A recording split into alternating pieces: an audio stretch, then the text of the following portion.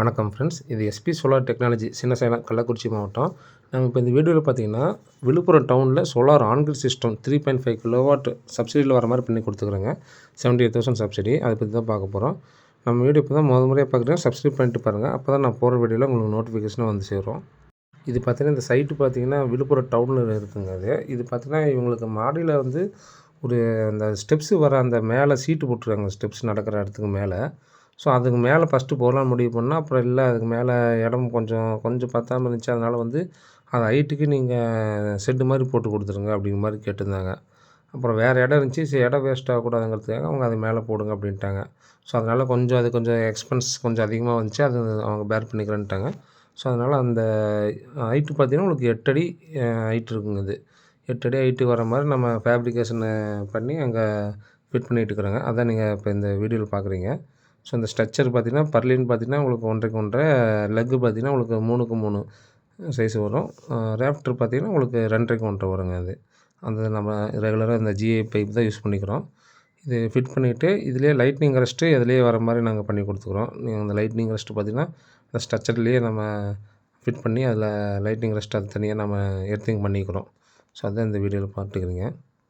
இவங்களுக்கு solar panel பார்த்தீங்கன்னா இவங்களுக்கு 580 வாட்ஸில் அதானியில் டாப்கான் டெக்னாலஜி யூஸ் பண்ணி நம்ம பண்ணி கொடுத்துக்குறோங்க.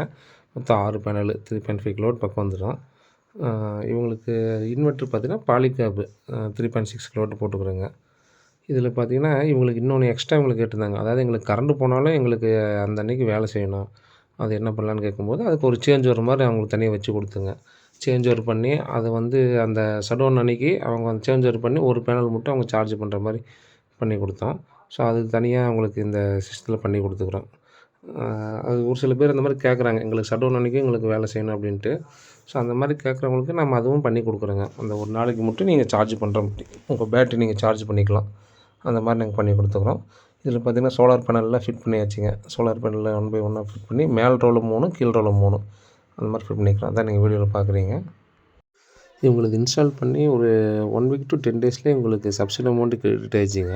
இப்போ நம்ம ஒரு 1 மந்த்துக்கு அப்புறம் தான் இந்த வீடியோ உங்களுக்கு போஸ்ட் பண்ணுறோம். அதே மாதிரி மீட்டரும் பார்த்தீங்கன்னா ஒரு 15 நாள்லேயே அவங்களுக்கு வந்துருச்சுங்க. அடுத்து பார்த்திங்கன்னா இன்வெர்ட்ரு ஃபிக்ஸ் பண்ணுறதுங்க. நம்ம மேலே பார்த்திங்கன்னா இது உங்களுக்கு ஒரு ஃப்ளோர் தான், கிரவுண்ட் ஃப்ளோரு, மேலே வந்து மாடி, அவ்வளோதான்.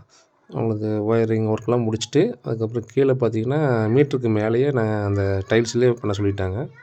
அதுக்கு மேலேயே நம்ம inverter, AC box, DC box அதெல்லாம் ஃபிட் பண்ணி டிசி பாக்ஸ் பக்கத்தில் பார்த்திங்கன்னா ஒரு சேஞ்சர் ஒன்று வச்சு கொடுத்துக்குறோங்க அவங்களுக்கு. அது தனியாக பாக்ஸ் வச்சு அது நீங்கள் இந்த வீடியோவில் பார்க்கலாம். அது நாங்கள் தனியாக பண்ணி கொடுத்துக்குறோம். இவங்களுக்கு பார்த்திங்கன்னா கரண்ட்டு பில் வந்து ஒரு 4,000க்கு மேலே வருதுன்னாங்க. இது நீங்கள் இந்த 3.5 கிலோவாட் போடும்போது உங்களுக்கு கரண்ட்டு பில் வந்து அரௌண்டு 6,000 வரையுமே உங்களுக்கு கரண்ட்டு பில் வந்ததுன்னா உங்களுக்கு கரண்ட்டு பில்லே வராதுங்க. நீங்கள் மினிமம் சார்ஜஸ் மட்டும் இது 300 ருபீஸ் பே பண்ணணும். அது நெட்வொர்க் சார்ஜஸ் சொல்லுவாங்க. அது மினிமம் சார்ஜஸ் மாதிரி நம்ம அது 2 மாதத்துக்கு ஒரு டைம் நம்ம அந்த அமௌண்ட்டு நம்ம கட்டி ஆகணுங்க.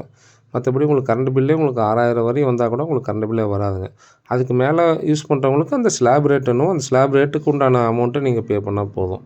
மோஸ்ட்லி பார்த்திங்கன்னா எல்லாருமே ஒரு 4,000 to 6,000 அவ்வளோதான் கரண்ட் பில்லு வருதுங்க.